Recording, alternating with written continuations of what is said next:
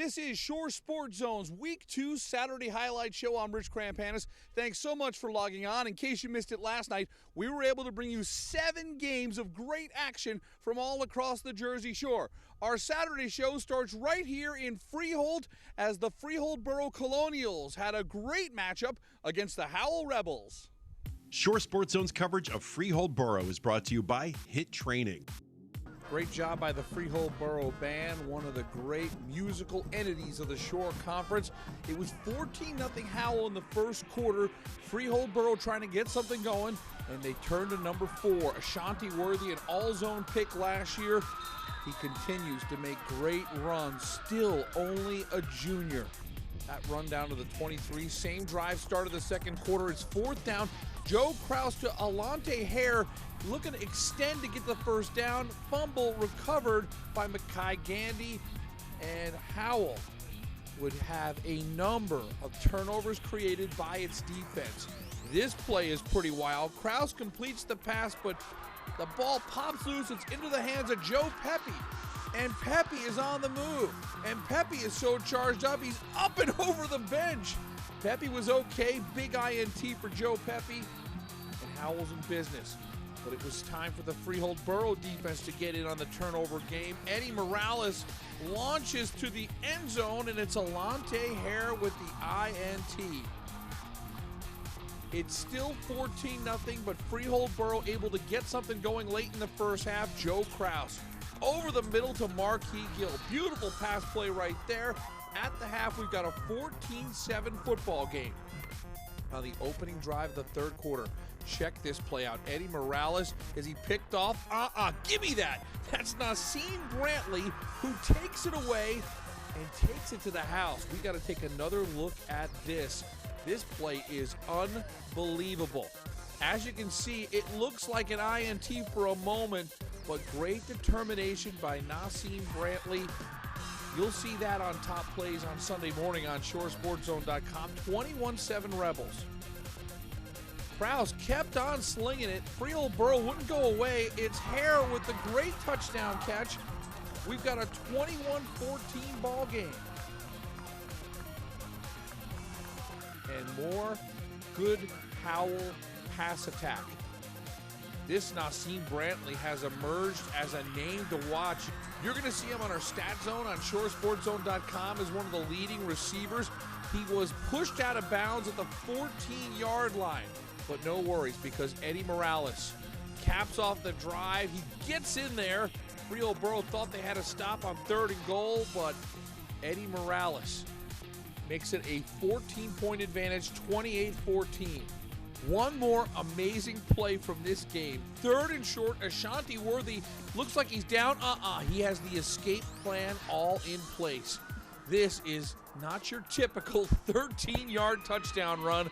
Ashanti Worthy would not go down, and Worthy makes it a 7-point game.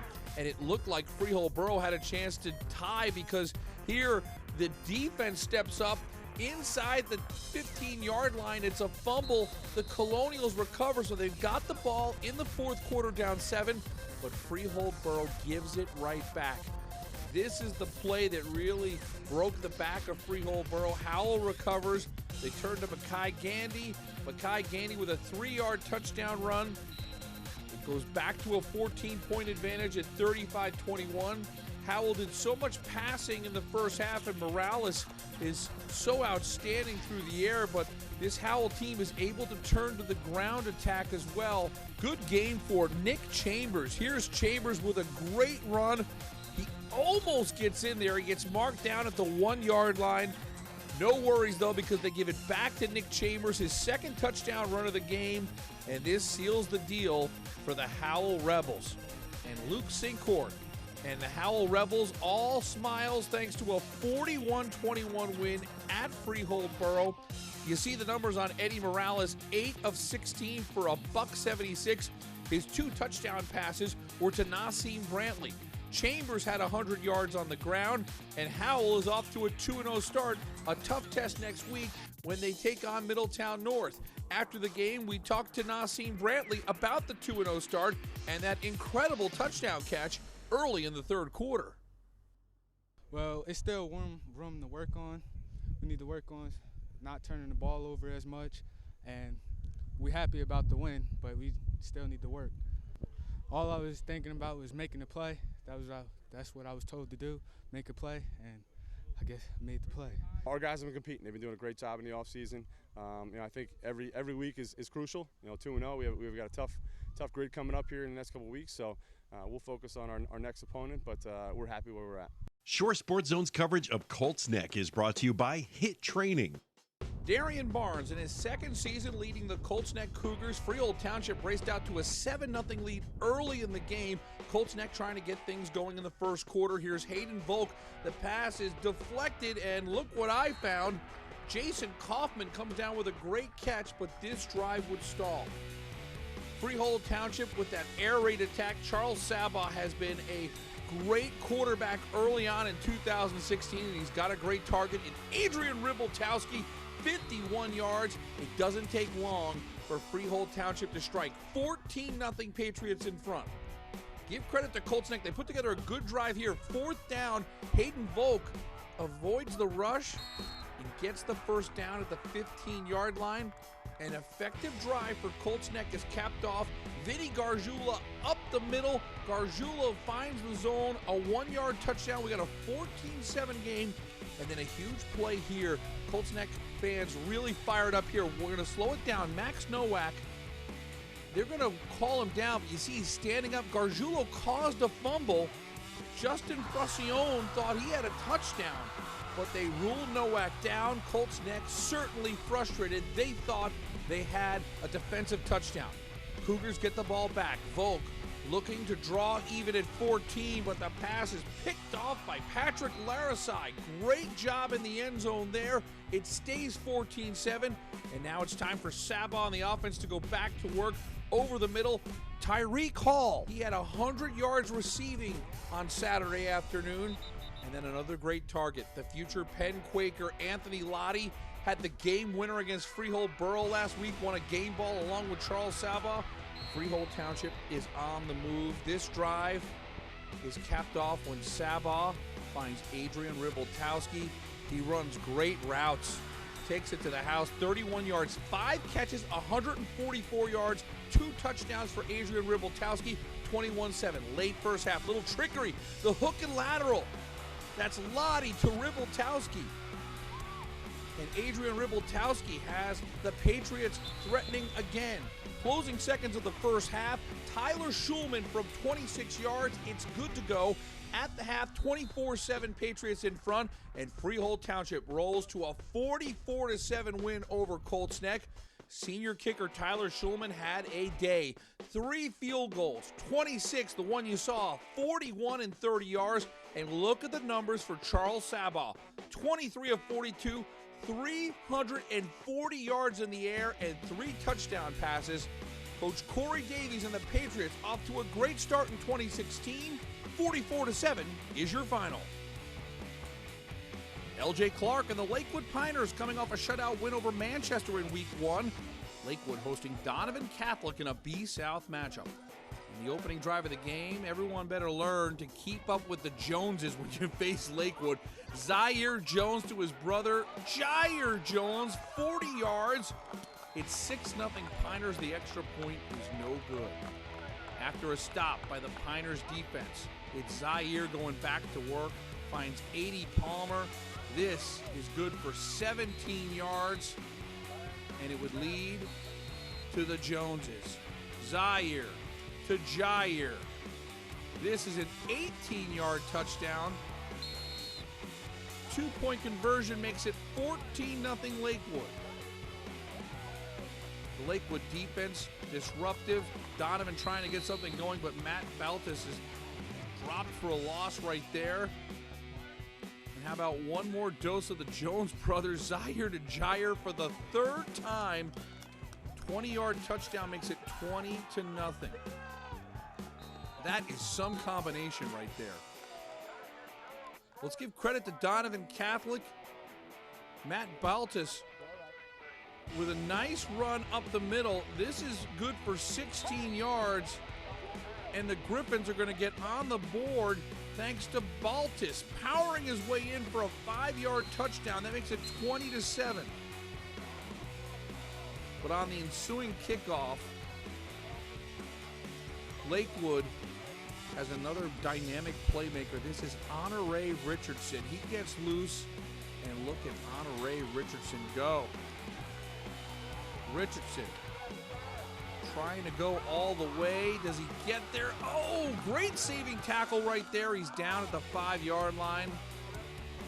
Short field for that Lakewood offense. They know what to do. Zaire Jones, QB keeper from a yard out, makes it 26-7 at the half.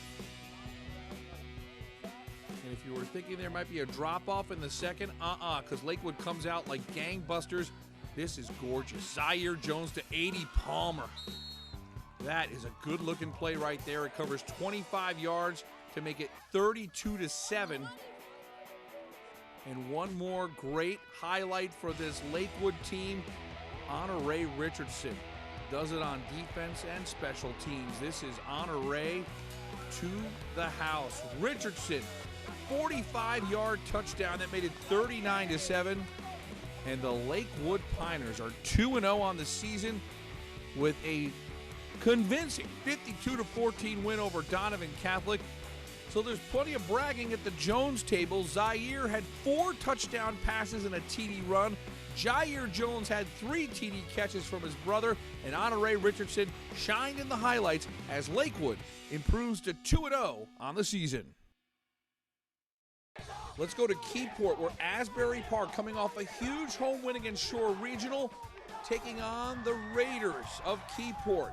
They pulled off a big road win against Point Pleasant Beach last week. And early on, the hitting was hard. Cody Young setting the tone on D. Big lick right there on Tyrone Bailey. But Asbury Park putting together a great opening drive. This is Jaking Agostini over the middle to Javon Higgs. Higgs had a TD catch against Shore last week. And it's a 15-play, 76-yard drive. Agostini to Dante Abrams. That's a 13-yard touchdown. 7-0. Looks like Asbury's ready to put up some points. But Keyport would turn to its ground game. 5'3", Devin Wallner. Look at him go. Wallner. He had a lot of work in this game and a lot of yardage. Great gain right there. But here comes Asbury's defense. Alexander Peavy with a big stop right here. Keyport looking for a field goal to get on the board, but Dante Abrams blocks it. Wow, what a game for Abrams. Had that touchdown catch, got a block field goal. And more Asbury Park defense. They had the momentum in the first half. The pass is picked off here. That's Devin Nash McGee. And at the half, Asbury Park with a 7-0 lead. But the third quarter was about the Keyport defense, in particular, the linebackers in the secondary. That pass is picked off by Jay Hansen. Great run after the pick. And it's going to set up the first score of the game for Keyport. This is Chris Hogreave airing it out. Cody Young comes down with it. Awesome. 53 yards. I think we'll see that on top plays on Sunday on ShoreSportsZone.com. We're tied up at 7 apiece. And Asbury Park really had trouble through the air, and Keyport was able to take advantage of some great athleticism here. Look at this play here, the INT by Zach Walker. It remains a 7-7 game, and Asbury Park had opportunities to take the lead. This play here, Dante Abrams picks up the fumble, and Abrams is going to give Asbury Park great field position, but the Blue Bishops would come up empty off of this turnover. Saw some great defensive football on both sides, and here's another big play by Asbury Park's defense. That's Kishiam Simmons with the sack there. And then it was time for the tide to turn once again. Cody Young caught the touchdown pass. Here he comes up with an INT. And now Keyport is going to put together a drive and turn to their run game. Look at the great blocking by the O-line. Devin Wallner ran for 146 yards, 116 in the second half. Wallner was the workhorse, and it was Greg Robinson who was going to seal the deal here. A great drive. Look at the extra effort by Greg Robinson. 4-yard touchdown, 5:58 to go. Keyport's got the lead. It's 14-7. Still plenty of time for Asbury Park to come back and draw even. And the Blue Bishops offense gets going here. A great little screen play to Paul Reed. And now Agostini's really mixing it up. This is a great catch. Check out Daquan Young over a couple of defenders. And he is one tough customer to bring down. Daquan Young has Asbury Park threatening. But here comes Keyport's D. Antonio Kalila. That's ruled a sack. No fumble. And one more big play by the Keyport defense. This is Raekwon Brown coming through with the INT. Keyport had 4 interceptions. And you couple that with the great running of Wallner, and the Keyport Raiders are now 2-0 on the season. That was an entertaining football game. Keyport, 14-7 winners over Asbury Park. You see the numbers for Wallner, 23 for $146. The Keyport defense was outstanding. And now Beast Central has become an interesting race just 2 weeks into the season. Modern Day Prep has to be considered the favorite, but now Keyport's there at 2-0. Don't forget about Shore Regional, and don't forget about Asbury Park. It's going to be a fun division race in 2016. After the game, our Jay Cook, who shot those great highlights, had a chance to catch up with the man who gave Keyport the lead, Greg Robinson, talking about his game-winning touchdown and a big win at home. We knew we weren't in a big hole. We went at halftime, switched a couple plays up, and stuck to the script. I mean, we were trying to get in the goal line. We were trying to push it in to put them away, and then we were trying to push it in, put it away in the fourth quarter, and we finished good. We finished strong. Like we've been preaching all week, you just one bad play, you move on. Our theory is you move on, and that's what we kind of did. You don't regress and think about the past. You move forward and talk about the future.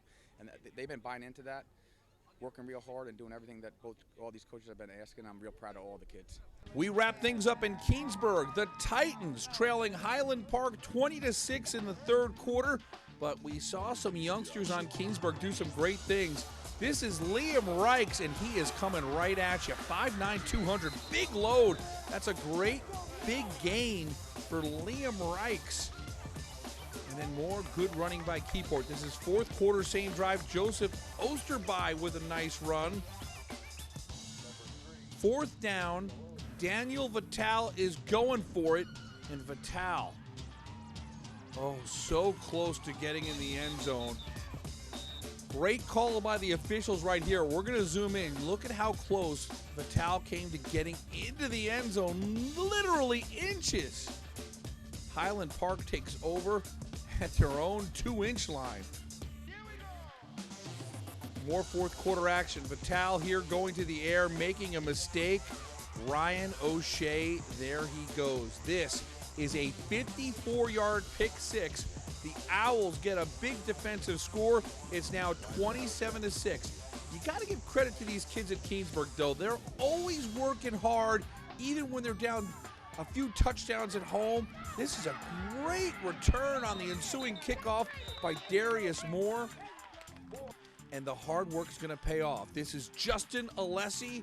He's in the zone. He's able to fall back on it in the end zone. Touchdown for Keansburg.